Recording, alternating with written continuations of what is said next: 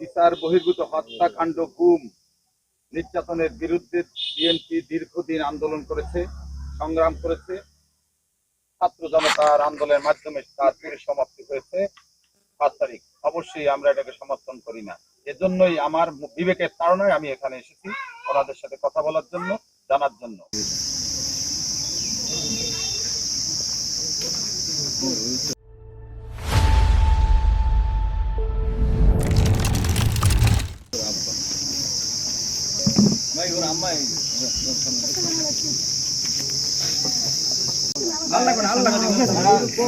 কথা বললেন না সবাই? হ্যাঁ, ঘটনা হয়েছে কোন বাড়িতে হয়েছে?